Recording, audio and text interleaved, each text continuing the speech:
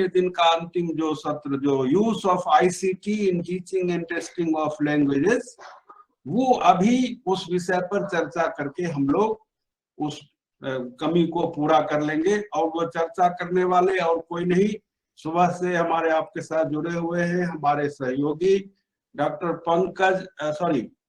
अमित कुमार झा साहब।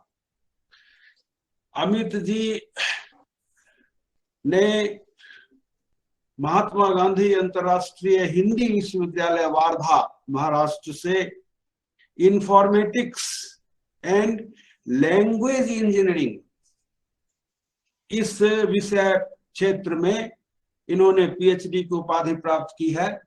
इनका टॉपिक था Maithili text to speech system, Maithili text to speech system. और ये विगत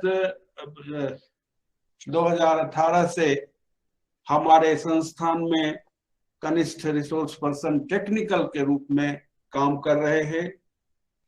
जैसे देखने में ब्राइट हैं, वैसे ही काम में भी कुशल, अपने काम को के ऊपर जो पकड़ होनी चाहिए वो रखते हैं। वो तो बीच बीच में हम आपसे ये मिलते ही रहते हैं। इनके 7 रिसर्च पेपर्स कंप्यूटेशनल लिंग्विस्टिक्स पर और online language teaching and testing के ऊपर प्रकाशित हो चुके हैं। और भी बायोडेटा इनका लंबा है, लेकिन इन्होंने ही कहा कि अब समय ज्यादा नहीं लेते हुए उनको मैं ये सेशन उनके हवाले करूंगा। ये लोग हमारे भविष्य हैं साहब। मैंने इनका बायोडेटा पढ़ तो दिया, लेकिन लैंग्वेज इंजीनियरिंग आज से 10-20 साल पहले कोई सोच भी नहीं सकता था।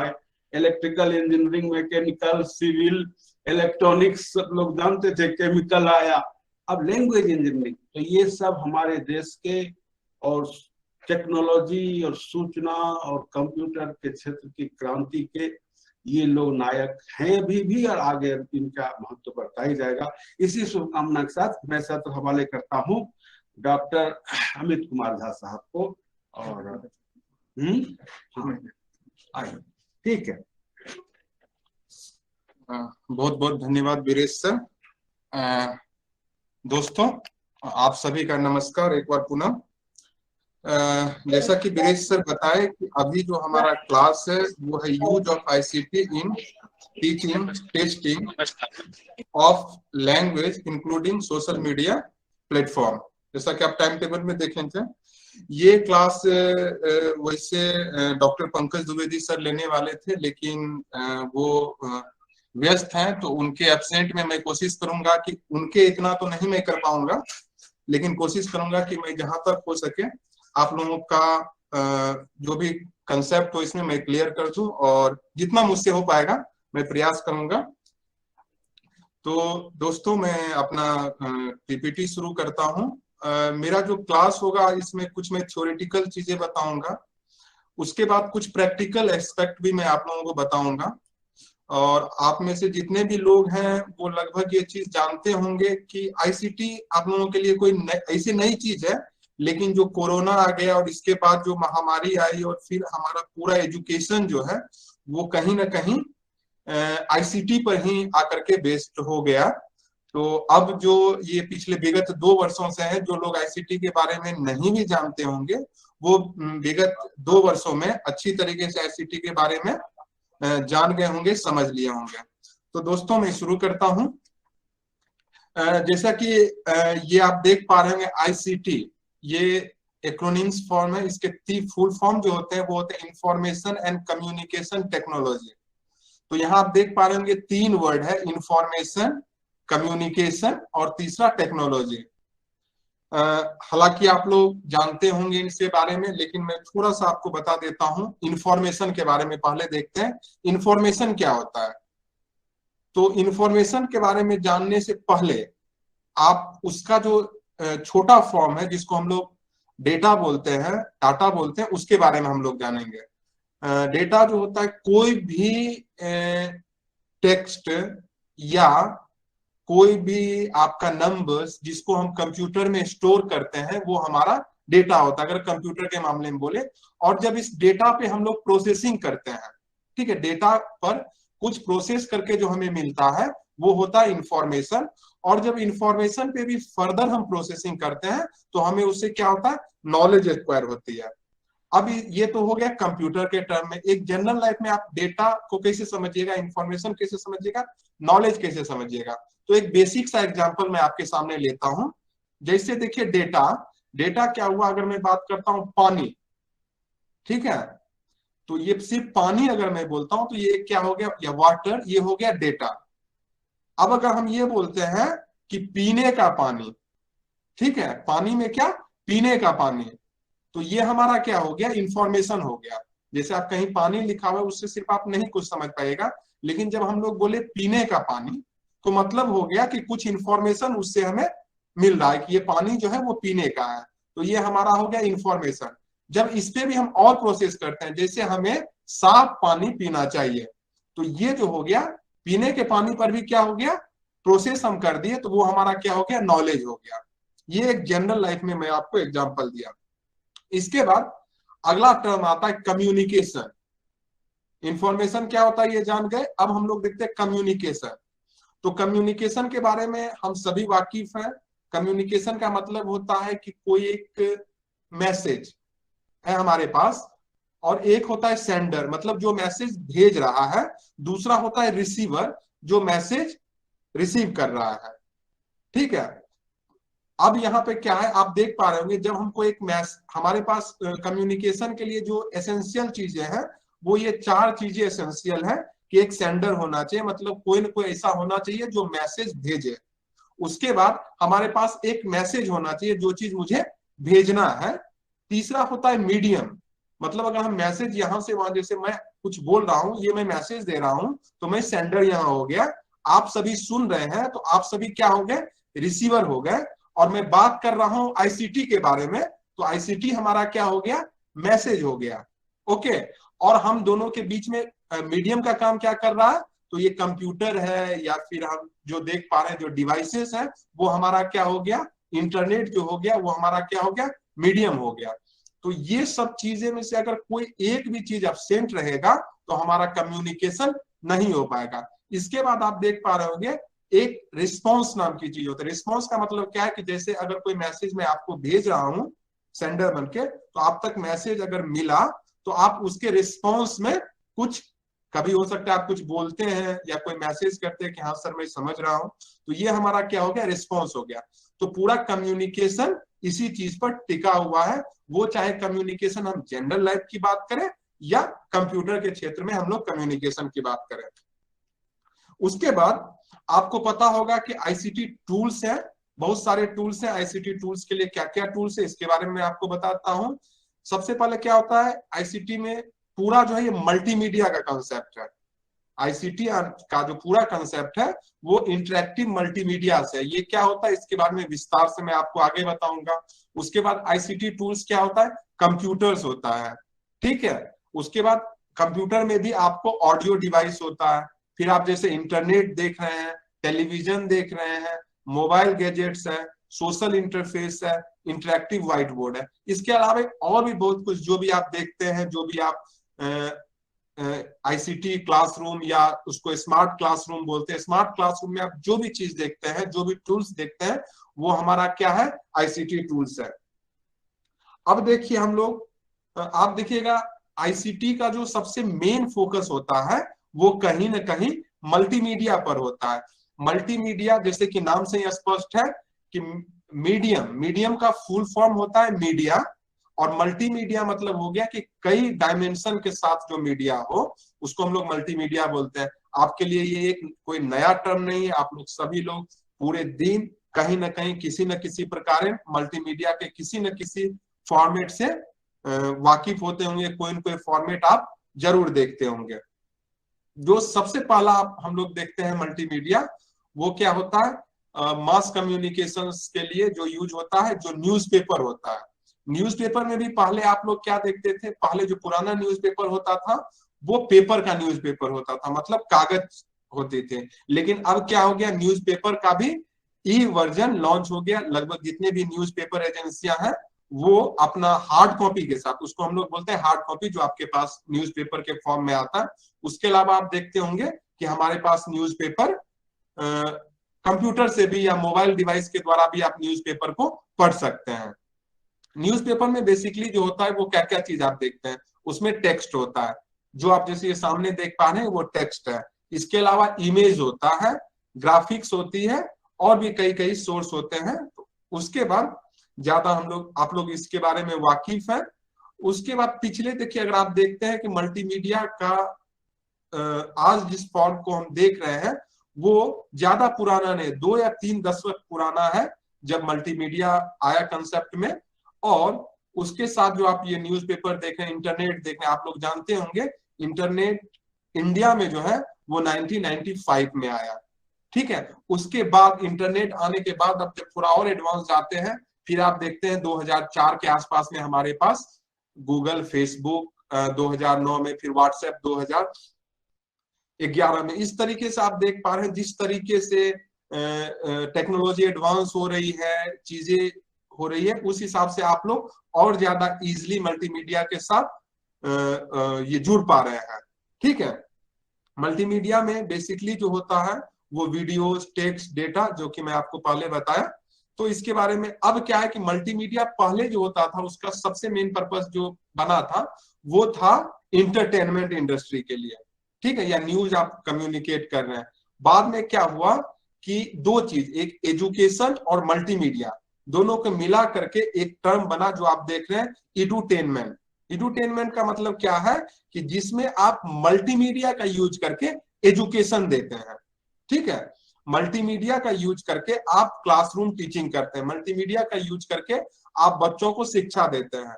तो ये जो है इस एक नया फील्ड लॉन्च हुआ जिसको हम लोग क्या बोलते हैं, एडुटेनमेंट।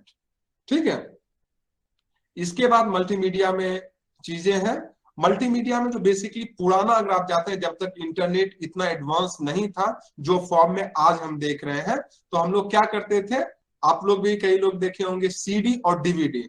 और अगर सीडी डीवीडी से भी पहले पुरानी बात करें तो आता था फ्लॉपी डिस्क। तो क्या होता था, फ्लॉपी डिस्क की जो स्पेस होती थी उसमें हम कम डेटा को स्टोर कर सकते थे। सीडी आया तो हमारा डेटा स्टोरेज, जिसको हम लोग सीडी का फुल फॉर्म होता है कॉम्पैक्ट डिस्क, इसमें हम लोग क्या करते हैं कि लगभग इसकी जो साइज होती थी वो 400 MB के आसपास की होती थी। उसके बाद हमारा क्या हुआ, डीवीडी आया। डीवीडी क्या हुआ, इसमें हम लोग लगभग 1.5 से 2 GB तक का स्टोरेज कर सकते हैं। अब और उससे भी ज्यादा एडवांस रूप आप जाते हैं, जो आप आ गया पेरिफेरल डिवाइस या यूएसबी डिवाइस, जिसको आप देखते हैं, जिसमें आप पेन ड्राइव देखते हैं। पेन ड्राइव और डीवीडी के बीच में आप देखे होंगे एसडी कार्ड आता था, जिसको हम लोग मेमोरी कार्ड बोलते थे, जो कि मोबाइल में चिप के रूप में लगा हुआ होता था। आप लोग में से कई लोग अभी भी उसको यूज करते होंगे। तो आप ये देखिए कि टेक्नोलॉजी किस हिसाब से एडवांस होते होते होते होते आज हमारे पास इस रूप में, अब जो हमारे पास स्टोरेज डिवाइस है उसको हम लोग बोलते हैं क्लाउड स्टोरेज। क्लाउड स्टोरेज का मतलब है कि अब कोई भी चीज आपको, पहले क्या होता, सीडी आपको कैरी करना पड़ता था, डीवीडी आपको कैरी करना पड़ता था, मतलब एक जगह दूसरे जगह ले जाना पड़ता था। लेकिन अब जो क्लाउड स्टोरेज का कंसेप्ट आ गया, इसमें आपको कोई भी चीज साथ ले जाने की, कोई डिवाइस आपको साथ ले जाने की जरूरत नहीं। क्लाउड का कंसेप्ट है, जैसे हम लोग देखते हैं कि बादल, वहां क्या है कि वो हमारा बादल कैसे, बारिश कैसे होती है कि जमीन पर के पानी को ही वो सोखता है और जहां जरूरत होती है वहां बारिश कर देता है। सेम कंसेप्ट इसके साथ स्टोरेज, क्लाउड स्टोरेज के साथ भी है कि हम अपने डेटा को पहले अपने डिवाइस से, जो हमारा लोकल डिवाइस होता है, वहां से हम लोग क्लाउड पे भेजते हैं, और फिर जब जहां जिस समय मुझे उसकी जरूरत होती है हम उसको एक्सेस किसी भी लोकेशन से। ठीक है, जैसे हम इंडिया में अगर कोई चीज को, फॉर एग्जांपल यूट्यूब एक क्लाउड स्टोरेज की तरह वहां यूज होता है कि हम यूट्यूब में कोई वीडियो अपलोड कर दिए। ठीक है, अब वो वीडियो क्या है कि हम यहां से अपलोड किए तो हम उसको दुनिया के किसी भी कोने से एक्सेस कर सकते हैं। जैसे आपका गूगल ड्राइव हो गया, ठीक है, गूगल ड्राइव हमें 15 GB का फ्री स्पेस देता है। तो गूगल ड्राइव पे अगर कोई डेटा हम स्टोर करके रखते हैं तो उसको हम कहीं भी एक्सेस कर सकते हैं। तो ये सारी चीजें जो है वो मल्टीमीडिया के एडवांटेज है। अब देखिए मल्टीमीडिया का टीचिंग और लर्निंग में क्या यूज है, क्या बेनिफिट होता है। तो सबसे पहले क्या है कि ये हमें इंफॉर्मेशन को स्टोर करने में, उसको यूज करने में किस प्रकार से प्रयोग करता है, तो वो हो गया। दूसरा क्या हो गया कि इसके थ्रू हम क्या होता है, अब क्लासरूम टीचिंग की बात करें तो एक तरीका होता है कि आप क्लासरूम में गए, किताब खोले और जो भी चीज है उसको सीधा पढ़ करके बच्चों को बता दिए, वो उसमें समझा। दूसरा तरीका होता है कि उसको आप किसी वीडियो के जरिए कोई चीज आपको अगर समझाना हो। आप देखते होंगे कि लैंग्वेज सीखने का जो होता है, आप जब लैंग्वेज टीचिंग के लिए जाते हैं तो वहां पे आपको बताया जाता है कि आप बच्चों को वीडियो दिखाइए, ठीक है, उस लैंग्वेज में अलग अलग लेवल के, ताकि वीडियो से क्या होता है कि जो हम देखते हैं ना, पढ़ने से ज्यादा हमारे याददाश्त में वो चीज ज्यादा समय तक रहता है जो हम देखते हैं, ठीक है, और सुनते हैं। तो मल्टीमीडिया का कंसेप्ट यही है। आप देखते होंगे कि बच्चों को अपना ऐसे नहीं याद होता है या कोई क्वेश्चन आंसर नहीं याद होता है, लेकिन गाने के बोल उनको बहुत जल्दी याद हो जाते हैं। कैसे? क्योंकि वो गाने के बोल को सुनता है और देखता है। जो चीज को आप देखते हैं वो ज्यादा समय तक आपके मेमोरी में स्टोर रहता है, ठीक है। तो इससे क्या होता है, स्टूडेंट को इंटरेस्ट भी आता है अगर आप क्लासरूम में कुछ मल्टीमीडिया, कुछ ग्राफिक्स ये दिखाते हैं। और बाकी इसके बाद एक और चीज क्या है कि मल्टीमीडिया के थ्रू आजकल आप देख रहे हैं कई सारे ई लर्निंग पोर्टल बन चुके हैं, ठीक है। अब जो कोरोना के टाइम में और ज्यादा आप देखे होंगे कि ई पोर्टल और ई कंटेंट की ज्यादा यूज हो रही है। आपको बकायदा जो एनसीईआरटी है उसका अपना चैनल है, आप इग्नू का पहले से चैनल आप देख पा रहे होंगे। इसके अलावा स्कूल के भी मैं आगे आपको बताऊंगा बहुत सारे पोर्टल है जहां से आप स्टडी मटेरियल कंटेंट के रूप में, वीडियोस के रूप में पहले से स्टोर है, आप उसको अपने बच्चों को उसके बारे में बता करके वहां से आप उनको सिखा सकते हैं। और इससे क्या होता है, मल्टीमीडिया से ट्रांस कल्चरल कम्युनिकेशन में भी इंप्रूवमेंट हुई है। और इसके थ्रू क्या होता है, टीचर और स्टूडेंट के बीच में जो इंटरेक्शन है वो ज्यादा अच्छा हो गया है। पहले क्या होता है, बहुत सारे बच्चे ऐसे होते हैं जो क्लासरूम में नहीं बोल पाते होंगे आपके साथ, लेकिन आप जब देखिए ये कोरोना की महामारी हुई तो बहुत सारे बच्चे क्या हुए, जब आप ऑनलाइन क्लास लेने लगे कोई भी प्लेटफॉर्म यूज करके, तो जो बच्चे क्लासरूम में नहीं भी बोल पाते थे वो आपके ऑनलाइन क्लासरूम में ज्यादा एक्टिव हो गए, ठीक है। इस तरीके से, और इसमें क्या हुआ कि टीचर्स को भी, जैसे आपको पता होगा बहुत सारे टीचिंग एड्स होते हैं जो आपके टीचिंग में सहायक सामग्री जिसको बोलते हैं, तो उस सहायक सामग्री में पहले जो हम लोग यूज करते थे वो चार्ट, या अगर आप ज्योग्राफी पढ़ा रहे हैं तो मैप वगैरह यूज करते थे।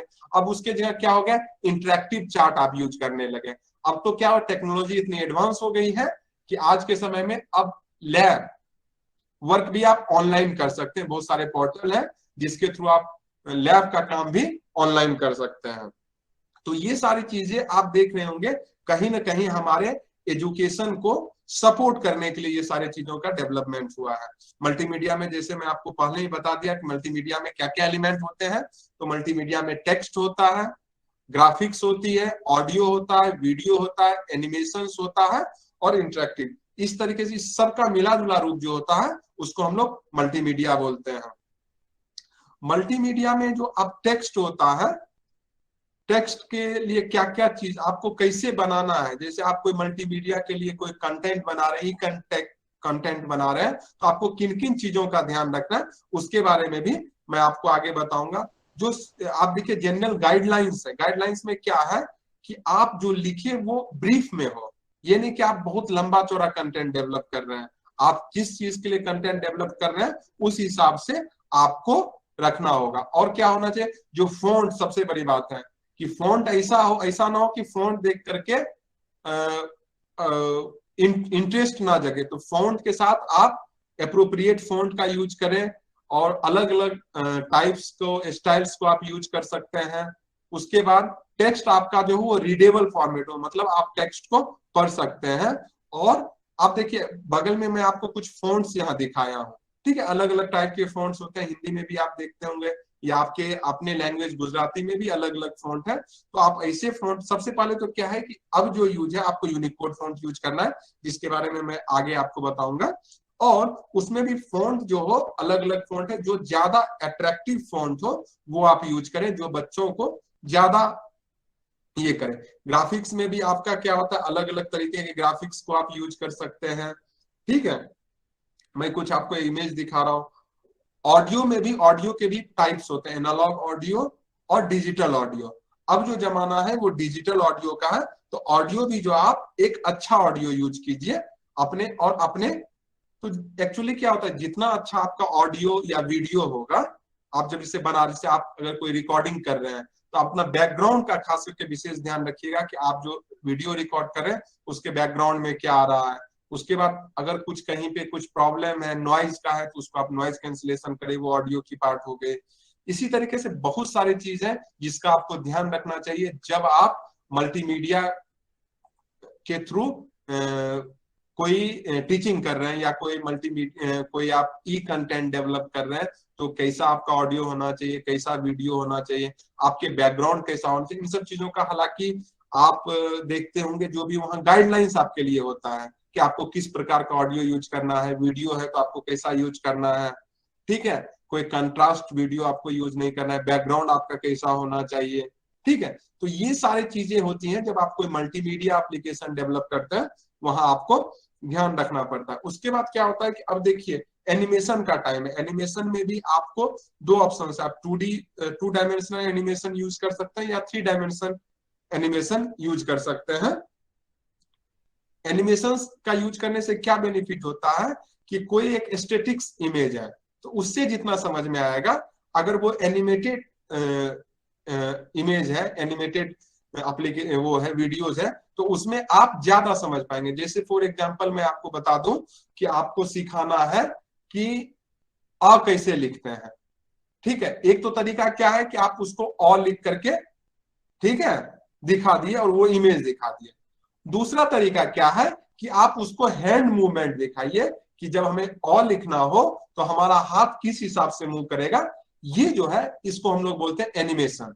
ठीक है, इसके थ्रू क्या होगा कि बच्चों को पता होगा कि ये जो लिखा हुआ इसको हमें किस तरीके से लिखना है। ठीक है, तो ये हमारा जो हो गया एनिमेशन हो गया। जैसे आप क्लासरूम टीचिंग करते हैं, जैसे लैंग्वेज सिखाते हैं, तो आप लैंग्वेज में उसको पहले स्क्रिप्ट सिखाते होंगे कि कैसे लिखना है, अक्षर को कैसे लिखना है, वर्ण को कैसे लिखना है। तो उसके लिए एक तरीका क्या है कि पहले से जो छपा हुआ है वो आप उसको दिखा दिए कि देखिए ये अ ऐसे है। अब बच्चे को पता नहीं है कि नीचे से कलम को ऊपर ले जाना है कि ऊपर से नीचे लाना है, लेफ्ट टू राइट चलना है कि राइट टू लेफ्ट चलना है। जैसे फर्स्ट टाइम अगर कोई देख रहा है उस स्क्रिप्ट को, अगर उस स्क्रिप्ट के बारे में उसे नहीं पता है, एनिमेशन से क्या होगा कि आप हैंड मूवमेंट उसको दिखा सकते हैं कि आपको जो ये लिखना होगा किस तरीके से आप अपने हाथ का मूवमेंट कीजिएगा। तो ये एनिमेशन का एक बेनिफिट होता है। इसके बाद अलग अलग एप्लीकेशंस होते हैं इंटरेक्टिव, जैसे आप देखते हैं, उसके बारे में आपको पता होगा, तो इसके बारे में मैं ज्यादा आपको नहीं बताऊंगा। इसके बाद जो एक मेन चीज है, जो आप पावर पॉइंट हम लोग क्यों बनाते हैं, क्या उसका बेनिफिट है, तो आप सब पता है। अभी हम लोग जितने भी क्लासेस ले रहे हैं मैक्सिमम में आप देखेंगे पावर पॉइंट का यूज कर रहे हैं। पावर पॉइंट होने से क्या क्या बेनिफिट होता है ये है, तो आप इसको देख पा रहे होंगे। ये स्लाइड्स हम लोग बाद में आपके साथ शेयर भी करेंगे। ठीक है, तो बेसिकली हमें उस चीज पे फोकस करना है जो मैं आपको बता रहा हूं। ठीक है, इसके बाद मल्टीमीडिया का एजुकेशन में क्यों यूज कर रहे हैं। ठीक है, क्वेश्चन आता है। हालांकि मैं आपको बता चुका कि using multimedia effectively in education can help to improve the reach and quality of the education. मतलब क्या हुआ कि मल्टीमीडिया का यूज करके आप क्या कर सकते हैं, क्वालिटी एजुकेशन कर सकते हैं। इसका एक और बेनिफिट मैं आपको बता रहा हूं। मल्टीमीडिया होने से क्या हुआ कि दूसरा पॉइंट में आप देखें, it can also expand educational opportunity by making education available anywhere any time to anyone. आपको दिखा रहा हूं, कोर्सेरा का नाम आप लोग सुने होंगे लगभग जितने लोग हैं। कोर्सेरा के थ्रू आप क्या कर सकते हैं, जस्ट मैं एग्जांपल के लिए आपको कोर्सेरा दे रहा हूं। कोई भी ई लर्निंग पोर्टल के बारे में आप उसको रिप्लेस कर सकते हैं। उसका बेनिफिट क्या है कि आप अपने घर बैठे दुनिया के किसी भी कोने में किसी भी यूनिवर्सिटी के द्वारा कोई कोर्स अगर पढ़ाया जा रहा है तो आप उसको एक्सेस कर सकते हैं, पढ़ सकते हैं। ये सारा चीज किससे संभव हुआ, सिर्फ मल्टीमीडिया और इंटरनेट के आ जाने से। ठीक है, अब क्या, वैसे पहले क्या था कि जब आप हम लोग क्लासरूम टीचिंग की बात करते हैं, क्लासरूम टीचिंग के लिए क्या एसेंशियल होता है कि जो टीचर हो और जो स्टूडेंट हो दोनों को एक समय में एक जगह रहना जरूरी है। ठीक है, जिस समय टीचर पढ़ा रहे हो स्टूडेंट को उस समय वहां रहना होगा, तभी वो स्टूडेंट पढ़ सकता है। लेकिन जब हम लोग बात करते हैं मल्टीमीडिया के थ्रू एजुकेशन के, इंटरनेट के थ्रू एजुकेशन के, तो वहां पे जरूरी नहीं है कि जिस टाइम में वो पढ़ाया जा रहा हो स्टूडेंट उसी टाइम में रहे। क्या होता है, फॉर एग्जांपल अभी मैं आपको बता रहा हूँ, ये सारे जो लेक्चर हैं वो रिकॉर्डेड होगा, बाद में इसको हम लोग यूट्यूब पे डालेंगे। तो आज से आने वाले 5 साल बाद भी अगर किसी को जानना होगा इसके बारे में तो वो उसको एक्सेस कर सकता है। तो इसका मतलब क्या हुआ कि एनी टाइम एनीवेयर कहीं से भी उसको एक्सेस कर सकता है और कोई भी एक्सेस कर सकता है। तो मल्टीमीडिया के एजुकेशन में आने से क्या हुआ कि जो एजुकेशन की अपॉर्चुनिटी थी, जो कि जैसे अगर मैं अभी क्लासरूम में ये बता रहा होता तो जितने लोग क्लास में प्रेजेंट है, जैसे 60, 65, 70 जितने लोग हैं वही सिर्फ समझ पाते हैं। लेकिन मल्टीमीडिया के होने से क्या हुआ कि अब ये करोड़ों अरबों लोगों के लिए खुला हुआ है, जो लोग सीखना चाहे वो इसे सीख सकते हैं। तो बाकी और चीज भी है जिसके बारे में आप लोग देख रहे हैं। तो उसके बाद क्या, ये मोटिवेट करता है आपको सीखने के लिए, ठीक है। और क्या होता है, लर्निंग विथ फन, ठीक है। आप फन के साथ जैसे गेम के थ्रू आप सिखाते हैं बच्चों को, ठीक है। कुछ ऐसे पोर्टल है जहां पे क्या है कि आप गेम के रूप में बना दिया गया लैंग्वेज टीचिंग को, ठीक है। वहां पे क्या है कि आप गेम खेलते हुए जैसे एक वर्ड आया, ठीक है, उसके जैसे मान लीजिए फॉर एग्जांपल कोई वर्ड इंग्लिश में आया, उसका 5 वर्ड उसके ऑप्शंस में आ गए हिंदी में कि उसमें से कौन सा सही आपको चुनना है। अगर आप सही चुने तो एनिमेशंस के थ्रू वो बताएगा कि आप सही हैं, अगर गलत चुने तो वो गलत बताएगा। मतलब क्या हो कि बच्चा गेम खेलते, वो क्या समझ रहा है कि हम गेम खेल रहे हैं, लेकिन गेम खेलने के साथ साथ वो क्या हो रहा है, कुछ ना कुछ वो सीख भी रहा है। तो ये हमारा बेनिफिट होता है मल्टीमीडिया से। और भी सारे पॉइंट्स हैं, तो ज्यादा थ्योरी पर मैं नहीं जाऊंगा। और आईसीटी को सक्सेसफुल बनाने के लिए क्या क्या चीज होना जरूरत है, क्या चीज की जरूरत है। सबसे पहले आपको क्या पता होना चाहिए, एप्रोप्रिएटनेस ऑफ हार्डवेयर और सॉफ्टवेयर। मतलब आप जब आईसीटी डेवलप करें तो आपको पता हो उस आईसीटी मटेरियल को डेवलप करने के लिए आपके पास हार्डवेयर कैसा होना चाहिए, सॉफ्टवेयर कैसा होना चाहिए। जैसे फॉर एग्जांपल आप कौन सा एनिमेशंस के सॉफ्टवेयर को यूज करके आप अपना एनिमेशंस वीडियो बनाना चाह रहे हैं। आपका कैमरा जो, जैसे आप कोई वीडियो बना रहे हैं तो आपका कैमरा जो हो वो कैसा हो, वीडियो कैमरा कैसा हो, ऑडियो डिवाइस के रूप में आप क्या यूज कर रहे हैं। दूसरा क्या होता है कि उसकी एक्सेसिबिलिटी कितने लोगों को आप दे पा रहे हैं, कितने लोग उसको एक्सेस कर पा रहे हैं, ठीक है। उसके बाद क्या होता है, जब जैसे आप क्लासरूम मतलब स्कूल में आईसीटी की देखते हैं तो वहां पे जो लोकेशन ऑफ कंप्यूटर, जैसे आपका क्लासरूम कहाँ है और जो लैंग्वेज क्लासरूम और आपका कंप्यूटर लैब यानी कि आईसीटी लैब, लैंग्वेज लैब जिसको हम लोग बोलते हैं, उस दोनों के बीच में कितना, ऐसा तो नहीं है कि बिल्डिंग के स्कूल के एक कोने में आपने क्लासरूम रखा है, दूसरे कोने में आप कंप्यूटर लैब रखें। तो जो लैंग्वेज लैब होना चाहिए वो एप्रोप्रिएट होना चाहिए, वहां पे जो कंप्यूटर हो, जितनी विद्यार्थी की संख्या हो उतना हो, उसमें हर एक कंप्यूटर के साथ आपके साथ क्या हेडफोन है कि नहीं, बच्चे जो लैंग्वेज सीख रहे हैं उसके लिए सॉफ्टवेयर किस तरीके का। अब बकायदा आप देखते होंगे language classroom develop, language lab develop करने की बात की जाती है कि हर एक स्कूल में लैंग्वेज लैब डेवलप किया जाए। लैंग्वेज लैब में कुछ नहीं होता, लैंग्वेज लैब का मतलब है कि वहां पे आईसीटी के टूल्स होते हैं, साथ में जो लैंग्वेज सिखाया जाता है उस लैंग्वेज के सॉफ्टवेयर्स होते हैं। उसमें आपको सिखा जो 4 लैंग्वेज स्किल्स की बात हम लोग कर रहे हैं कि लिसनिंग, स्पीकिंग, रीडिंग और राइटिंग। तो ये चारों स्किल्स कैसे बच्चे में डेवलप किया जाए, तो उसके लिए कौन कौन से सॉफ्टवेयर यूज होते हैं, इन सब चीजों के बारे में वहां पर आपको लैंग्वेज लैब में बताया जाता है। और एक चीज आपको क्या होना चाहिए, importance point two keep in mind जब आप आईसीटी की बात करते हैं, तो यहाँ सबसे पहले जाने कि computer should serve language teaching and learning, which means that teacher should know how to use computer to foster language teaching and learning. मतलब कंप्यूटर एक टूल है, ठीक है, एक क्या है, डिवाइस है। जो लैंग्वेज टीचर हो उनको पता होना चाहिए कि लैंग्वेज टीचिंग में हम कंप्यूटर का यूज करके कैसे लैंग्वेज टीचिंग और लैंग्वेज लर्निंग को गति प्रदान कर सकते हैं, कैसे हम उसको और ज्यादा बेटर कर सकते हैं। तो इसके लिए सबसे पहली जरूरत क्या है कि जितने भी हमारे लैंग्वेज टीचर हैं उनको कंप्यूटर और जो लैंग्वेज के जो सॉफ्टवेयर है उसके बारे में पूरी तरीके से ट्रेंड होना चाहिए। उनको पता होना चाहिए कि अगर कोई लैंग्वेज सॉफ्टवेयर है उसका किस प्रकार से उपयोग करना है, कंप्यूटर पर उनको पता होना चाहिए कंप्यूटर में कैसे यूज करना है। उसके बाद जो हमारा the success of IT integration into the curriculum will vary from one place to another place and from one class to another class depending on the way it is applied।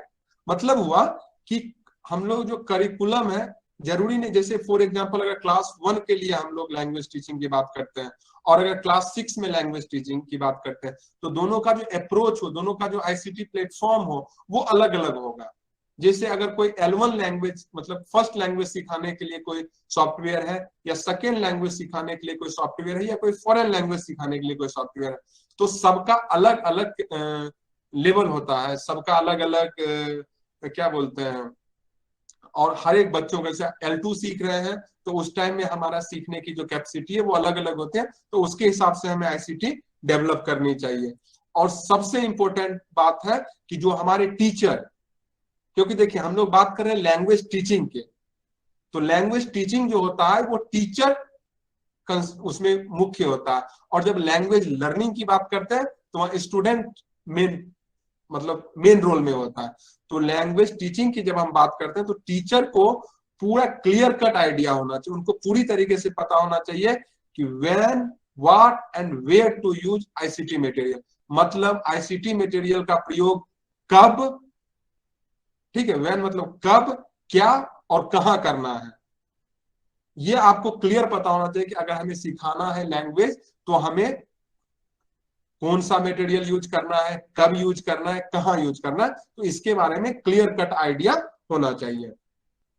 अब मैं आपको थोड़ा सा बताऊंगा, आप लोग सभी लोग जानते हैं इसके बारे में कि आईसीटी, अब हम लोग सिर्फ लैंग्वेज टीचिंग की बात नहीं है, आईसीटी का मतलब है आईसीटी के थ्रू आप कोई भी चीज सिखा सकते हैं। उसमें क्या क्या चीज है, मैं गूगल के कुछ प्रोडक्ट के बारे में आपको इसलिए बता रहा हूं क्योंकि गूगल जो है वो फ्री ऑफ कॉस्ट आपको मुहैया कराता है चीजें, इसलिए मैं इसके बारे में आपको बता रहा हूँ।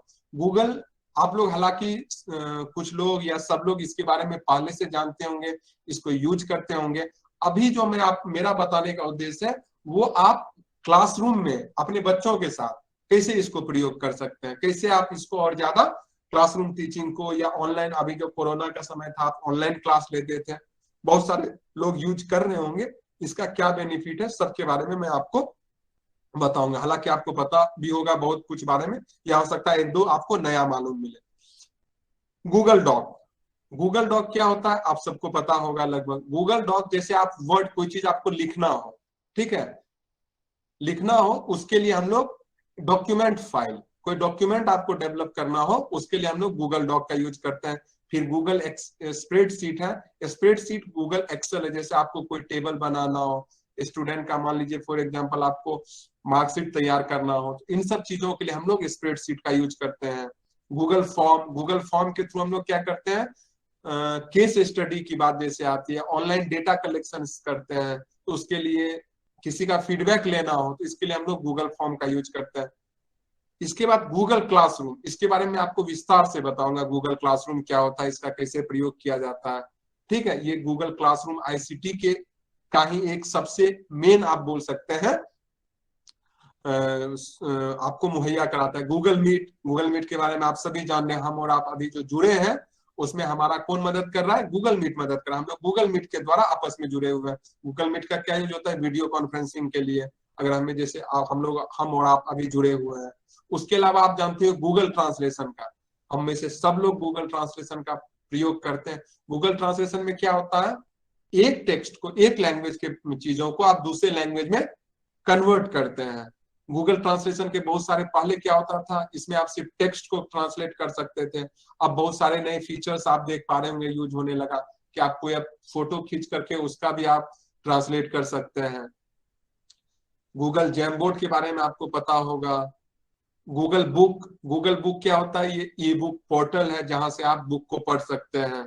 उसके बाद यूट्यूब के बारे में आप सभी वाकिफ हैं, दिन भर आप कहीं न किसी प्रकार से यूट्यूब का प्रयोग करते होंगे। और लास्ट है गूगल साइट, जैसे एक वेबसाइट होता है गूगल आपको मुहैया एक स्पेस देता है जिसके थ्रू आप अपना वेबसाइट फ्री ऑफ कॉस्ट, बहुत सारे टेम्पलेट वहां होते हैं जिसकी मदद से आप अपना वेबसाइट डेवलप कर सकते हैं, उसको हम लोग गूगल साइट बोलते हैं। हम लोग एक एक करके इसके बारे में मैं आपको दिखाऊंगा। सबसे पहले हम लोग देखते हैं गूगल क्लासरूम, जो सबसे इंपॉर्टेंट है। गूगल क्लासरूम में क्या होता है, गूगल क्लासरूम बनाने के लिए आपको किस चीज की आवश्यकता है, तो आपका एक जीमेल अकाउंट होना चाहिए। जीमेल अकाउंट होने के बाद आपको क्या करना होगा, यहां आप देख पा रहे होंगे कि आपके पास ये 3 बटन होता है, ये 9 डॉट ऊपर आप देख पा रहे होंगे। वहां पे जब आप क्लिक कीजिएगा तो नीचे आपको एक ऑप्शन आएगा गूगल क्लासरूम, अभी मैं आपको करके भी दिखाऊंगा। वहां जाकर के आप गूगल क्लासरूम को खोल सकते हैं। गूगल क्लासरूम को जब आप खोलते हैं तो आपके सामने कुछ इस प्रकार का विंडो खुलता है, जहां आपको क्या करना होता है, 2 ऑप्शंस है, ज्वाइन क्लास, मतलब पहले से जो क्लास बना हुआ है आप उसको ज्वाइन कर सकते हैं, या अपना एक क्लास, अगर आप टीचर है तो आप एक अपना क्लास क्रिएट कर सकते हैं। तो यहाँ आपके पास ऑप्शन है क्रिएट क्लास। तो जब आप क्रिएट क्लास पे क्लिक करते हैं तो आपके सामने कुछ इस प्रकार का फॉर्म खुलता है, जहां आपको क्लास नाम देना होता है, सेक्शन देना होता है, सब्जेक्ट देना होता है और रूम देना होता है। ये सब इंफॉर्मेशन में जो पहला इंफॉर्मेशन है वो मैंडेटरी है, ये आपको भरना है। ये सब ऑप्शनल है, आप चाहे तो भर भी सकते हैं, नहीं चाहे तो नहीं भी भर सकते हैं। आपको फिर क्या करना है, यहाँ पे आपने क्लास का नाम लिख दिया, फिर क्रिएट बटन पे क्लिक कीजिएगा तो आप देखिएगा आपके सामने इस प्रकार का क्लासरूम खुल जाएगा। अब यहाँ पे आपको आप देख पा रहे हो यह क्लास कोड है, ये क्लास कोड के थ्रू आप क्लास को एक्सेस कर सकते हैं। अगर आपको किसी को इनवाइट करना हो तो आप ऐसे भी इनवाइट कर सकते हैं, यहाँ मैं आपको दिखाऊंगा पीपुल के द्वारा, या आप ये कोड अगर किसी को देते हैं तो पीछे जो आप देख पा रहे थे यहाँ पे ज्वाइन क्लास था, जब आप ज्वाइन क्लास पे क्लिक कीजिएगा तो आपको क्लास कोड मांगेगा, तो ये कोड आपको वहां भरना होगा, तो आप इस क्लासरूम से जुड़ सकते हैं। इसके बाद जैसा कि क्लासरूम में होता है, जब आप क्लासरूम बना लेते हैं तो वहां क्या क्या मेन चीजें होता है, आप वहां कोई असाइनमेंट देते हैं, ठीक है, क्यूज असाइनमेंट देते हैं, क्वेश्चंस देते हैं, मटेरियल देते हैं, टॉपिक अलग अलग बनाते हैं, तो इसके बारे में आप देख सकते हैं। ये सारा जो स्टोर होगा वो आपके गूगल ड्राइव में जाकर के स्टोर होगा। जब आप असाइनमेंट पे क्लिक करेंगे तो आपके सामने कुछ इस प्रकार का फॉर्म खुल के आएगा, जहां आपको असाइनमेंट का टाइटल देना है, इंस्ट्रक्शंस देने हैं, और यहाँ पे आप एक क्यूज बना सकते हैं असाइनमेंट में, जैसे आपने कुछ क्वेश्चंस बना के देना है तो आप यहाँ बना सकते हैं। उसके बाद यहाँ पे आपके पास ऑप्शंस है कि आप सारे स्टूडेंट को देना चाहते हैं या कुछ सेलेक्टेड स्टूडेंट को, इससे आप ग्रुप बना करके भी असाइनमेंट दे सकते हैं, आप पॉइंट्स दे सकते हैं, आप यहाँ पे ड्यू डेट दे सकते हैं कि किस डेट में इस असाइनमेंट को सबमिट करना है, ठीक है, इस तरीके से आप उसको बना सकते हैं। उसके बाद क्वेश्चंस अगर आप देते हैं तो यहाँ क्वेश्चंस आप लिख सकते हैं। इसके बाद आपके पास क्वेश्चंस के टाइप्स भी हैं कि आप short answers questions, long answers questions, multiple choice questions, इस तरीके से क्वेश्चंस बना सकते हैं, तो यहाँ से आप वो चुन सकते हैं। इसके बाद जैसे पीछे में आपको दिखाया कि जब शॉर्ट आंसर क्वेश्चन दीजिएगा तो वहां क्वेश्चंस होगा और इंस्ट्रक्शंस होगा, लेकिन जब आप मल्टीपल चॉइस क्वेश्चन दीजिएगा तो क्वेश्चंस होगा, इंस्ट्रक्शंस होगा और ऑप्शंस होंगे, ठीक है। इस तरीके से आप बना सकते हैं। कोई मटेरियल अगर आपको देना है तो वो मटेरियल आप इसके थ्रू दे सकते हैं। इसके अलावा आपके पास ऑप्शंस है कि आप अगर आपके कंप्यूटर में पहले से कोई फाइल है तो आप उसको भी अपलोड यहाँ कर सकते हैं। तो ये गूगल क्लासरूम की खासियत है। इसके बाद क्या है कि जैसे आपने एक क्लासरूम बना दिया, आप यहाँ पे क्या है, आप यहाँ पे स्टूडेंट को जोड़ सकते हैं और टीचर्स को भी जोड़ सकते हैं। जैसे कई टीचर मिल करके भी एक क्लासरूम आप क्रिएट कर सकते हैं, जहां क्या होगा कि सारे टीचर्स अपना असाइनमेंट दे सकते हैं, जो भी चीज पीछे में आपको दिखाया कि वो क्वेश्चन दे सकते हैं, मटेरियल डेवलप कर सकते हैं। तो इस तरीके से ये आपको एक फ्री स्पेस मुहैया कराता है, जहां आप एक क्लासरूम मटेरियल ई कंटेंट डेवलप कर सकते हैं। पूरे क्लासरूम की तरह आप ई क्लासरूम डेवलप कर सकते हैं। इसके बाद गूगल डॉक के बारे में आपको बताया पहले से। गूगल डॉक में आप कोई चीज अपना कोई डॉक्यूमेंट डेवलप कर सकते हैं। ये आपका गूगल स्प्रेडशीट हो गया जो कि एक्सेल की तरह है।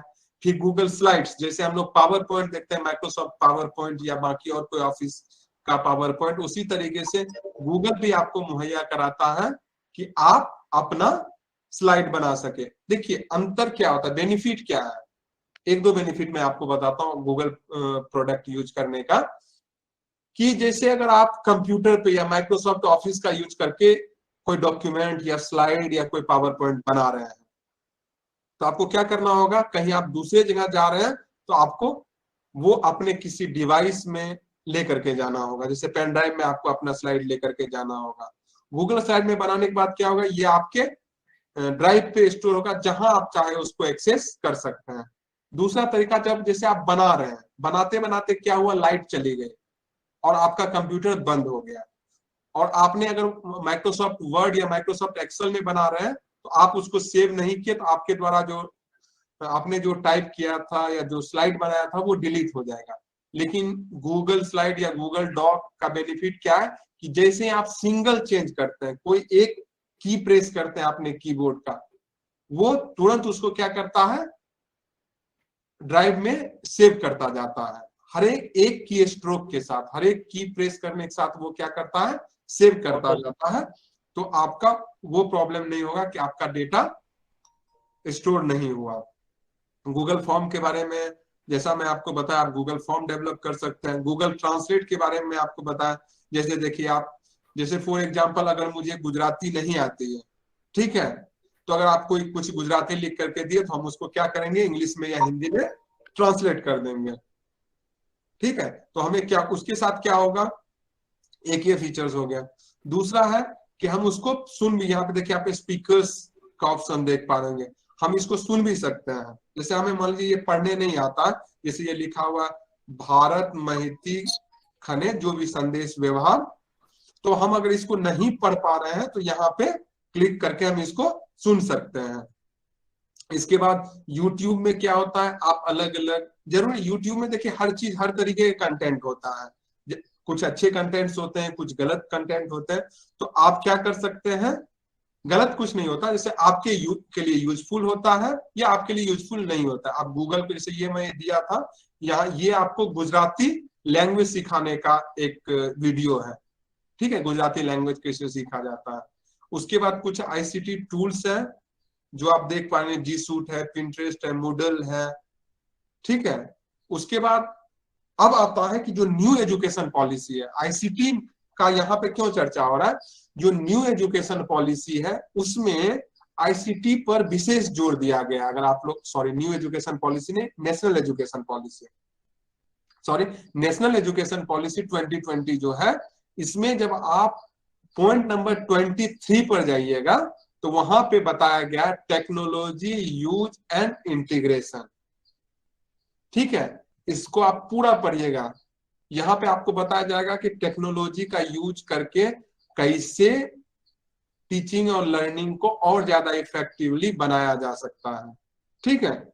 इसके बारे में आप लोग न्यू एजुकेशन पॉलिसी में जाकर के, सॉरी, नेशनल एजुकेशन पॉलिसी में जाकर के देख सकते हैं। इसमें कई सारे पॉइंट्स आपको मैं यहाँ पे दिखाया हूं, इसके अलावा भी बहुत सारे पॉइंट्स हैं जो आप देख सकते हैं। इसमें क्या क्या प्रावधान किया गया है नेशनल एजुकेशन पॉलिसी 2020 में ICT के लिए, तो ऑनलाइन एंड डिजिटल एजुकेशन पे विशेष जोर दिया गया है। उसमें भी ensuring equitable use of technology. उसके बाद pilot studies for online education, online education के लिए पायलट स्टडी किया गया। डिजिटल इंफ्रास्ट्रक्चर को बढ़ाने की बात कही गई है कि जो हमारे स्कूल है वहां पर क्या होना चाहिए, डिजिटल इंफ्रास्ट्रक्चर। जैसे आप देखें नवोदय विद्यालय में अच्छा डिजिटल इंफ्रास्ट्रक्चर होगा, लेकिन अगर आप कोई स्टेट का स्कूल्स देखते हैं, ठीक है, या जो सुदूर गांव का स्कूल देखते हैं, वहां जरूरी नहीं है कि डिजिटल इंफ्रास्ट्रक्चर अवेलेबल है। तो हमारा क्या ICT में, सॉरी, NEP 2020 में क्या कहा गया कि डिजिटल इंफ्रास्ट्रक्चर को और डेवलप किया जाए। उसके बाद ऑनलाइन टीचिंग प्लेटफॉर्म और टूल डेवलप करने की बात की गई है। जैसे आप लोग यूज करते हो दीक्षा के बारे में, आप लोग सभी लोग सुने होंगे। दीक्षा क्या है, स्कूल के बच्चों को सिखाने के लिए एक प्लेटफॉर्म है। इसके अलावा आप स्वयं के बारे में सुने होंगे, स्वयं जो है वो कॉलेज लेवल के लिए, उसके और आप सुने होंगे EPG पाठशाला के बारे में आप सुने होंगे। बहुत सारे ऐसे ऑनलाइन पोर्टल और प्लेटफॉर्म है जिसके थ्रू हम लोग ये सीख सकते हैं। लैंग्वेज सीखने की बात करें तो डुओलिंग एक एप्लीकेशन है, या आपका ये एक ऐप है जिसके थ्रू आप क्या कर सकते हैं, लैंग्वेज लर्निंग कर सकते हैं। इसके बाद आप सुनेंगे भारतवाणी जो कि CIL का ही है, इस यहाँ पे भी आपको ई कंटेंट्स इंडियन लैंग्वेजेस में आपको मिलेंगे। तो इस तरीके से बहुत सारे प्लेटफॉर्म और टूल्स हैं जिसका यूज करने के लिए या जिसको और बढ़ाने के लिए जो है पहले से उसमें और ज्यादा डेवलपमेंट हो, इसके लिए NEP 2020 में कहा गया है। उसके बाद क्या है कि कंटेंट क्रिएशंस पर जोर दिया गया, डिजिटल रिपोजिटरी बनाने का, इस तरीके से address of the digital divide. जो डिजिटल डिवाइड का मतलब क्या है, जो डिजिटल वे में बहुत ज्यादा ये है कि एक तरफ क्या है कि लोग बहुत ज्यादा डिजिटली इक्विप्ड हैं, उनके पास हर एक तरीके के डिवाइस है, उनको डिजिटल नॉलेज है, उनको सब कुछ पता है। लेकिन दूसरी तरफ ऐसे लोग भी हैं हमारे देश में जिनको कुछ भी नहीं पता है डिजिटल डिवाइस के बारे में, जिनको कुछ भी आइडिया नहीं है कि कंटेंट क्या होता है, कैसे हम लैंग्वेज सीख सकते हैं या कैसे हम इसको यूज कर सकते हैं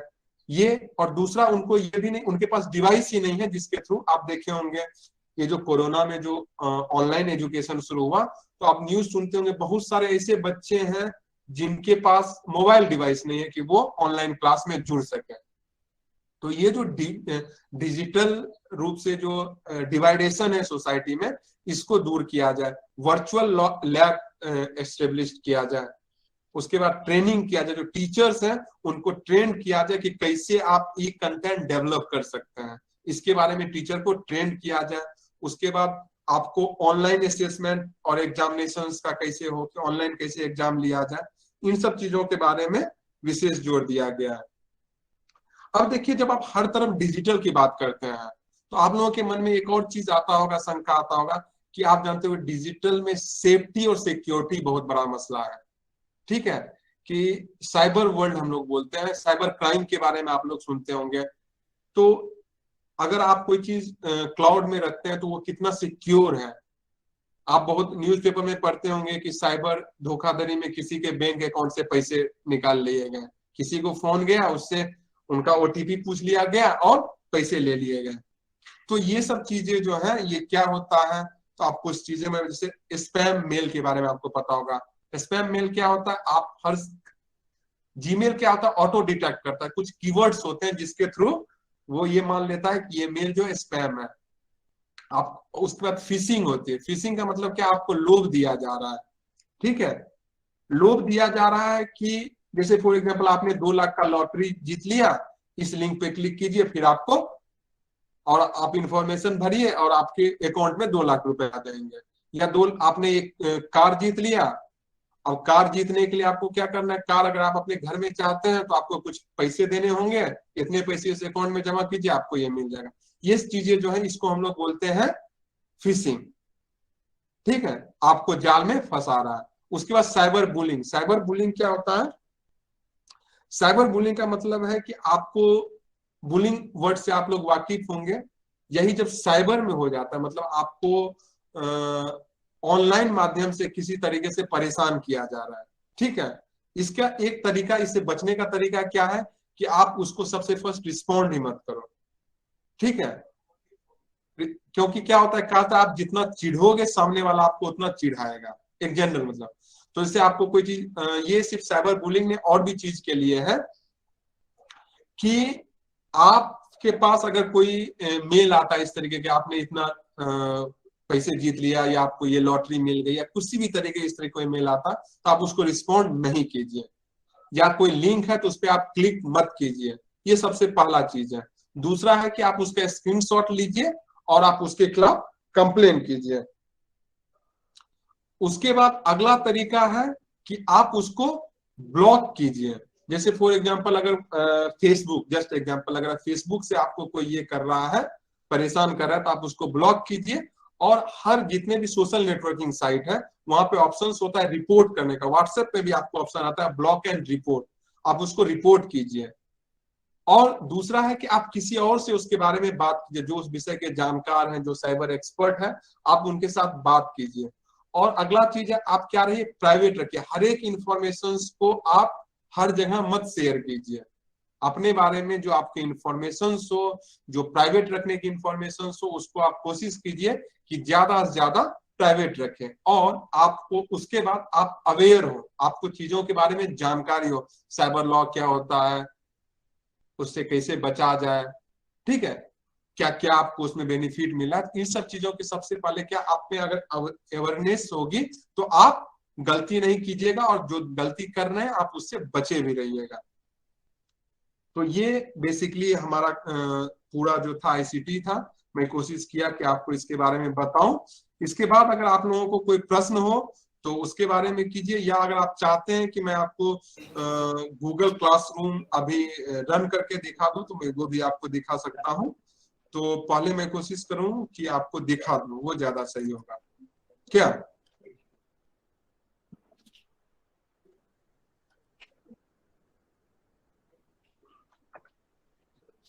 सर आपसे एक ये रिक्वेस्ट है कि जो पीपीटी आपने दिखाई सर, क्या बोले सर?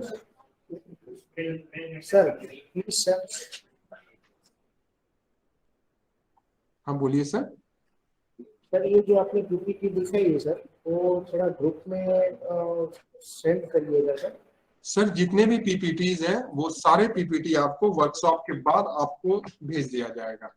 जी सर। ओके सर, जितने भी पीपीटी है, सिर्फ यही पीपीटी नहीं, अभी तक जितने भी टीचर्स जो हैं जो पीपीटी के थ्रू आपका क्लास लिए वो सारे पीपीटी आपके साथ शेयर की जाएगी सर। जी थैंक यू सर।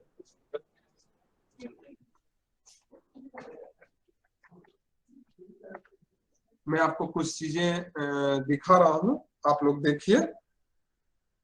बेसिकली जो सबसे गूगल डॉक आप लोग यूज करते होंगे, गूगल क्लासरूम थोड़ा सा मैं बताता हूँ क्योंकि वो ज्यादा आपके लिए उपयोगी है, ठीक है।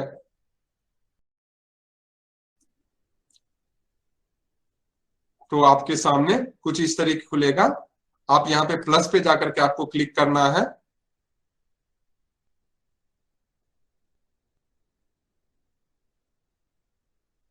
यहाँ पे क्रिएट क्लास पे क्लिक करना है,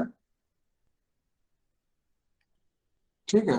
ये टर्म्स एंड कंडीशंस हैं जो आप पढ़िए, और उसके बाद यहाँ पे आप जैसे कोई क्लासरूम, जैसे for example Gujarati language teaching, sorry, इस तरीके से आप बना सकते हैं। यहाँ पे आप क्लास का नाम ये चाहे तो दे भी सकते हैं, अगर आप नहीं चाहते हैं तो इसको ब्लैंक भी छोड़ सकते हैं, वो मैंडेटरी फील्ड नहीं है, ठीक है। इसके बाद ये क्या करेगा, आपके ड्राइव में एक स्पेस, एक क्लासरूम क्रिएट करेगा, जैसे आप यहाँ देख पा रहे होंगे। ये एक स्पेस क्रिएट किया और ये क्लास कोड दे दिया। अगर आप किसी स्टूडेंट को इनवाइट करना चाहते हैं तो ये क्लास कोड के थ्रू वो जुड़ सकते हैं। इसके बाद जैसा मैं आपको बताया, यहाँ पे आप क्रिएट कर सकते हैं अलग अलग चीजें, assignment, quiz, questions, material, topic, ठीक है। आप नए लोगों को जोड़ सकते हैं और बाद में आप उनका ग्रेडिंग भी कर सकते हैं, ठीक है। तो ये क्लासरूम हो गया, इसमें आप अपना कंटेंट डेवलप कर सकते हैं, कुछ टेक्स्ट पोस्ट बना सकते हैं, ठीक है। आप रिमाइंडर भी भेज सकते हैं। तो ये सारे फीचर्स जो हैं वो आपके क्लास वर्क के हो सकते हैं। इस तरीके से आप क्या कर सकते हैं कि एक कंटेंट अपने लेवल पे डेवलप कर सकते हैं। एक तो क्या होता है, जैसे मैं आपको बताया कि अलग अलग पोर्टल हैं जहां आप जुड़ते हैं, वह करते हैं। ये आप अपने लेवल पर अपने क्लास के स्टूडेंट के लिए चाहे जैसे उनको असाइनमेंट देना हो तो आप इसके थ्रू दे सकते हैं, ठीक है। क्यूज असाइनमेंट दे सकते हैं, मटेरियल डेवलप कर सकते हैं। तो ये सारी चीजें जो हो गया, ये आपका क्लासरूम का हो गया, गूगल क्लासरूम की बात हो गई। बाकी चीजों के बारे में आपको पता होगा, अगर कुछ आपको और जानकारी चाहिए तो आप पूछ सकते हैं। आप सभी का धन्यवाद मुझे धैर्य से सुनने के लिए। अगर किसी का कोई प्रश्न हो तो वो पूछिए। Thank you sir, thank you, बहुत अच्छा और इंफॉर्मेटिव रहा सर। सर सर एक एक करके। हेलो, हाँ सर, नीलेश। जी हाँ सर, बोलिए नीलेश सर।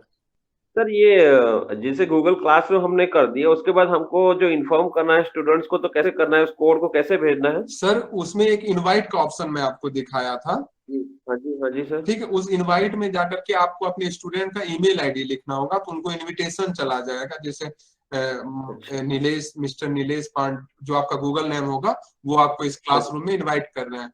फिर वो क्या करेंगे, आपका एक्सेप्ट इनविटेशन करेंगे, तो वो आपके क्लास में जुड़ गए।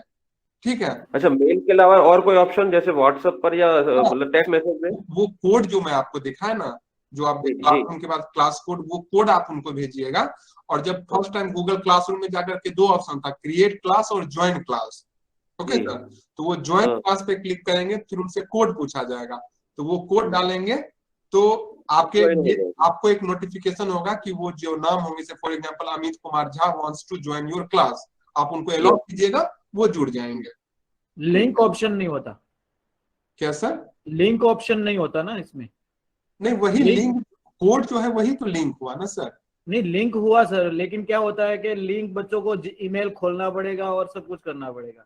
सर गूगल क्लासरूम यूज करने के लिए आपको ईमेल अकाउंट होना चाहिए। सर ये एक्चुअली जो टीम माइक्रोसॉफ्ट वाला था उसमें हम लोग क्लास लेते थे, सर हाँ, वो तो सेम हुआ, वो सेम वही है कोड, उसको हम लोग वहां से व्हाट्सएप पर कॉपी कर देते थे ग्रुप में और बच्चे जुड़ जाते थे। ये सेम वही प्रोसेस है क्या? जी हाँ, जी हाँ, सेम प्रोसेस है।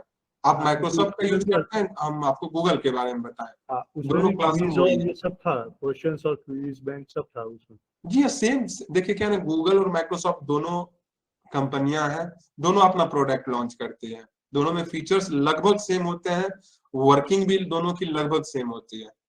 ठीक है, इसके साथ एक क्या है कि ये फ्री ऑफ कॉस्ट होता है। माइक्रोसॉफ्ट के बारे में मुझे आइडिया नहीं, कुछ कॉस्ट होता होगा उसका।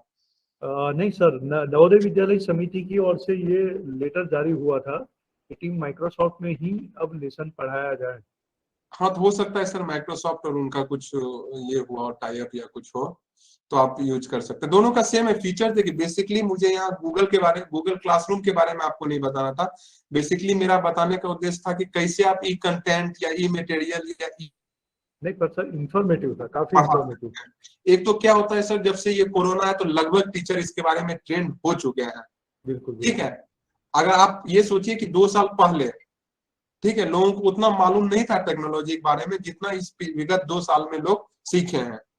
ठीक है, तो वही चीज है, जरूरत आई, हर टीचर को सीखना पड़ा कंप्यूटर। मुझे लगता है इससे पहले बहुत सारे लैंग्वेज टीचर होंगे जिनको कंप्यूटर के बारे में ज्यादा आइडिया नहीं होगा। ठीक है, लेकिन ये कोरोना आने के कारण हर एक टीचर, हर एक स्टूडेंट, अब क्लास 1 के बच्चे अब ऑनलाइन क्लास कर रहे हैं, उनको idea. Being as a Gujarati teacher काफी लोगों को इससे परेशानियां हुई थी शुरुआत में। मैं मानता हूँ तब तक अब धीरे धीरे काफी लोग में आ गए। जी हाँ सर। नमस्कार सर, मेरा एक प्रश्न था। नमस्ते सर, बोलिए सर। सर ये इंटरनेट के जरिए अलग अलग प्रकार के साइबर अटैक होते रहते हैं, तो मैंने एक टैब नेबिंग अटैक के बारे में सुना था, तो वो क्या है, बता सकते हैं क्या? टैब नेबिंग अटैक के बारे में मुझे आइडिया नहीं है सर। ऐसा यदि कहीं से जानकारी मिले तो थोड़ा बताना। हाँ सर, देखिए इंटरनेट से अटैक करने का मतलब क्या होता है, अटैक करने का जो तरीका है वो 2 या 3 ही है। आप या तो वो आपका इंफॉर्मेशन चाहता है अटैक करके साइबर वर्ल्ड में, डेटा, पूरी लड़ाई दुनिया में जो लड़ाई है वो डेटा की है, वो आपका इंफॉर्मेशन चाहता है। दूसरा, अगर आपसे क्या, वो पैसे चाहता है। ठीक है, ठीक है। कहीं न कहीं हमारा पूरा साइबर क्राइम जो है इसी 2 चीज पर है। डेटा का मतलब हो गया कि वो मानिए आपका इंफॉर्मेशन, जो पर्सनल इंफॉर्मेशन है वो चाहता है, आपके कुछ पिक्चर्स हैं वो चाहता है, या आपके कंप्यूटर में अटैक करके कोई वायरस डाल देता है जो आपके हार्डवेयर को खराब कर देता है, जो आपके अंदर जो सॉफ्टवेयर है उसको खराब कर देता है, या कोई लिंक है जिसपे आप क्लिक कीजिएगा तो वो आपके बैंक अकाउंट से जाकर के पैसे निकाल लेता है। बहुत सारे फ्रॉड होते हैं, जैसे आपको बोलता है कि ये लिंक भेजा गया, इस लिंक को पर क्लिक कीजिए, आपको इतने का लॉटरी मिल जाएगा, तो वहां उल्टा हो जाता है। वो आपको क्या, आपके अकाउंट में क्या पैसे आएगा, आपके अकाउंट से पैसे उनके अकाउंट में चले जाएंगे। तो ये सारी चीजें जो है कहीं न कहीं पूरा साइबर है। उसका सबसे बेस्ट तरीका क्या है कि डू नॉट रिस्पॉन्ड। देखिए कोई भी चीज जैसे बिना मेहनत के आपको नहीं मिलता है ना।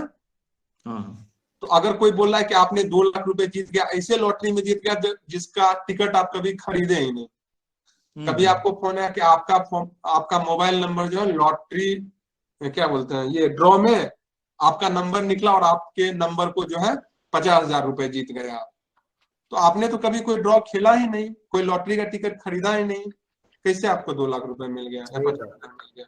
तो पहला तरीका है कि आप उसको रिस्पॉन्ड ही ना करें। दूसरा तरीका है कि उसका आप स्क्रीनशॉट ले और उसके बारे में रिपोर्ट करें। अब साइबर पुलिस है, हर जगह हर स्टेट की अपनी साइबर पुलिस होती है, वहां आप कंप्लेन कर सकते हैं, या जो प्लेटफॉर्म के थ्रू आपको आया है आप वहां पे कंप्लेन करें। जैसे अगर फेसबुक पे आया तो फेसबुक में, या व्हाट्सएप पे आया तो व्हाट्सएप में आपको ब्लॉक एंड रिपोर्ट का ऑप्शन होता है कि आप उस नंबर को ब्लॉक कीजिए और उसको रिपोर्ट कीजिए। ठीक है। नहीं सर, आपने कहा ना कि फिशिंग अटैक जो होता है ना वो ईमेल के जरिए होता है, ठीक है ना। तो हाँ टैब नेबिंग, मेरा मतलब ये है कि टैब नेबिंग कैसे होता है? सर, ये- मुझे ये टैबनेटिंग की आइडिया नहीं है, मैं फिशिंग के बारे में आपको बता रहा था। ठीक है, ठीक है। देखना पड़ेगा मुझे। सर टैब नेबिंग का रिस्पॉन्स आपकी टीम ने दे दिया है उस चैटिंग के अंदर, शायद अगर वो पढ़ लेते हो। और चैट में कोई लोग बता दिए हैं। हाँ चलिए, चैट में धन्यवाद किसी ने, आपकी उनका। टीम ने ही बता दिया है। ठीक है, ठीक है, मैं देख लूंगा सर। NLI गोवा से कोई बताए, धन्यवाद उनका।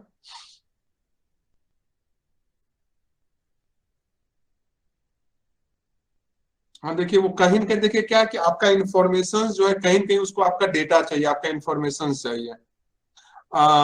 देखिए एक और तरीका होता है कि कभी भी, जैसे आप लगभग जितने लोग हैं वो कोई न कोई नेट बैंकिंग का यूज करते होंगे, ठीक है। नेट बैंकिंग में जैसे हम लोग आज से करीब 1 साल पहले साइबर सिक्योरिटी पे एक वर्कशॉप अटेंड किए थे। तो उसमें जो साइबर एक्सपर्ट हैं बेंगलोर में, आपको पता होगा, गुजरात में बाकायदा एक इंस्टीट्यूट है जहाँ पे इथिकल हैकिंग और साइबर, वो मैं नाम भूल रहा हूँ उस इंस्टीट्यूट का, जहाँ पे पढ़ाई होती है साइबर सिक्योरिटी से रिलेटेड चीजों की। वो बेसिकली आपको बता, कैसा फॉरेंसिक यूनिवर्सिटी है सर, वहाँ होती जी है हाँ, जी हाँ, फॉरेंसिक यूनिवर्सिटी है। तो वहां बाकायदा आपको ये चीज सिखाया जाता है कि FSL। हाँ, आपको सबसे ज्यादा जरूरी रखना चाहिए, कोई भी आप net website, net banking use कर रहे हैं तो कभी उसको सर्च करके नहीं, उससे मिलता SBI.com जैसे फॉर एग्जांपल हो गया netbanking.sbi.com, उसमें क्या कोई एक कैरेक्टर हटा देगा, ठीक है। बैंकिंग में हो सकता है BANNKING से पोर्टल बना दिया, आपको लगा, और दिखने में उसी तरीके से लगेगा, आपको लगा कि ये ओरिजिनल हमारे नेट बैंकिंग का पोर्टल है। आप वहां जाकर के लॉग इन करें तो आपका क्या हुआ कि यूजर नेम और पासवर्ड उसको मिल गया, ठीक है, वो स्टोर कर लिया, बाद में आपके यूजर नेम और पासवर्ड से जाकर के पैसे ट्रांजैक्शन कर दिया। सिम क्लोनिंग की बात होती है, आपके सिम का एक डुप्लीकेट सिम वो निकलवा लिया, ठीक है, उसके थ्रू उसको OTP मिल गया। तो बहुत सारी चीजें हैं जिसके थ्रू आप क्या कर सकते हैं, मतलब जिसके थ्रू ये साइबर क्राइम होता है या साइबर धोखाधड़ी होता है। तो बहुत सारी चीजें हैं, आपको सबसे बड़ा चीज है आप जागरूक रहे। अगर आपको उसके बारे में जानकारी है, अगर आपके पास नॉलेज है, तो आप कभी साइबर उसमें नहीं फंसिएगा, और फंसिएगा भी तो आपको नुकसान ज्यादा नहीं होगा। तो सबसे पहली चीज आपको नॉलेज होना चाहिए उसके बारे में, ठीक है, ये चीज है सर। सर आप अमेज़न मेल के जैसी बात कर रहे जो है, मेरे साथ भी एक बार फ्रॉड हुआ था, लेकिन रिजर्व बैंक का एक यानी नया जो है वो क्या है नियम यानी है कि भाई आप यानी जो है 1 हफ्ते के अंदर अगर आप मुझे बता दोगे, यानी RBI को हम बता देंगे या बैंक को अपने, तो यानी वो पैसे वापस आ सकते हैं। और मेरे पैसे सर वापस आ गए थे जो मेरे साथ फ्रॉड हुआ था। चलिए, तो अच्छी बात है, आपको ये नहीं हुआ। लेकिन देखिए, जैसे आपको नॉलेज था कि आप RBI में कंप्लेन करें, बहुत लोगों को जानकारी नहीं होती। तो हमारे कहने का मतलब है कि जानकारी ही क्या बोलते हैं, बचने का एकमात्र तरीका है। तो हमें लग रहा है कि हम लोग ICT से साइबर की ओर ज्यादा चले गए, साइबर क्राइम की ओर। हम लोग घूमते फिर ICT पर आते हैं। किन्हीं को अगर ICT से कोई प्रॉब्लम हो, मतलब कोई कुछ पूछना हो, तो वहां पे हम लोग वापस आते हैं।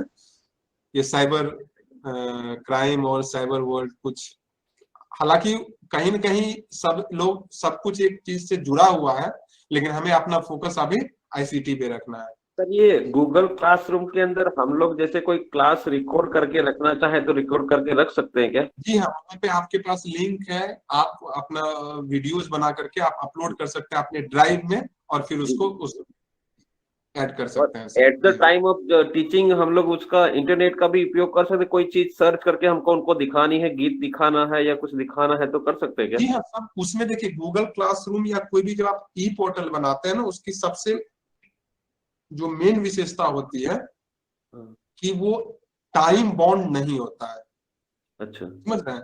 मतलब ये नहीं कि जैसे अभी हम कर रहे हैं तो अभी ही वो यूज हो, ठीक है। जैसे हमने जैसे आपने कहा मैं एक वीडियो बना दिया, उसको वहां पे डाल दिया, ड्राइव, वो वीडियो देखिए, जो भी क्लासरूम में जो भी मटेरियल होता है वो कहीं न कहीं आपके ड्राइव में जाकर के स्टोर होता है, ठीक है।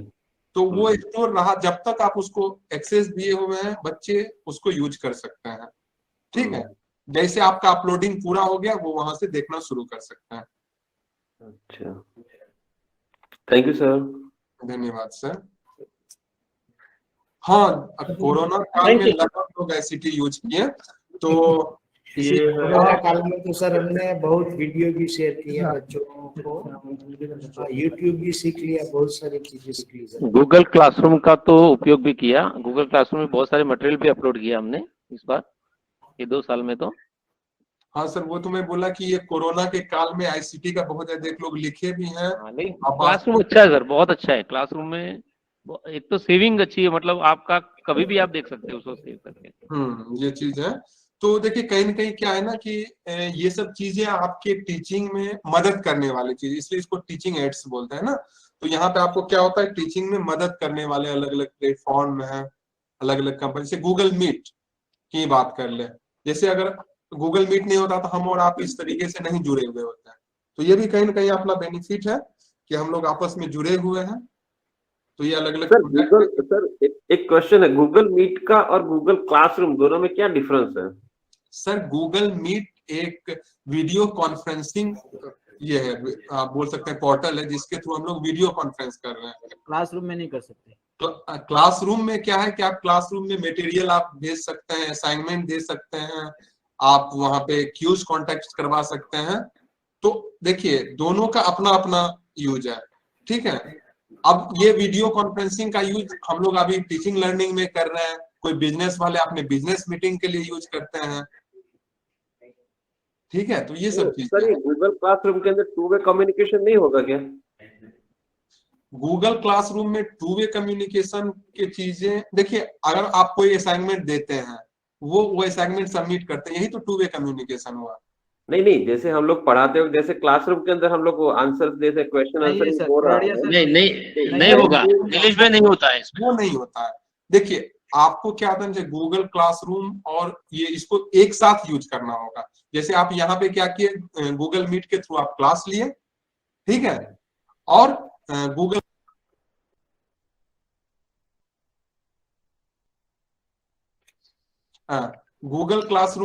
गूगल मीट के जरिए आप क्लास लिए और गूगल क्लासरूम के जरिए आप असाइनमेंट दिए, ठीक है। तो इस तरीके से आप दोनों को यूज करते हुए अपना काम चला सकते हैं। Okay sir, thank you sir. Microsoft teams में ये दोनों चीजें एक साथ हाँ सर, हो सकती है। इंक्लूड है, उसमें इंक्लूड है माइक्रोसॉफ्ट टीम्स। हाँ, तो चलिए बहुत बहुत धन्यवाद आप लोगों का। सर हमारा पहले गूगल मीट अच्छा चल रहा था और अभी माइक्रोसॉफ्ट टीम शुरू करवाया है, तो माइक्रोसॉफ्ट टीम में थोड़ा अच्छा है सर, इसलिए किया कि हमको मीट अच्छा लग रहा है। सर ये देखिए, आप जो यूज करते हैं वो आपको अच्छा लगने लगेगा, लेकिन हमारा माइक्रोसॉफ्ट टीम ही करो ऐसे बताया जा रहा है। नहीं हो सकता है कि वो गूगल मीट छोटा सा एक जरिया है, प्लेटफॉर्म, और मीट बहुत बड़ा समंदर है। तो मीट के माध्यम से थोड़ा कठिनाई होती है, लेकिन थोड़ा सा समझने तो बहुत फायदा है। चलिए बहुत टीम છે, प्लेटफॉर्म છે। चलो ओके सर, थैंक यू।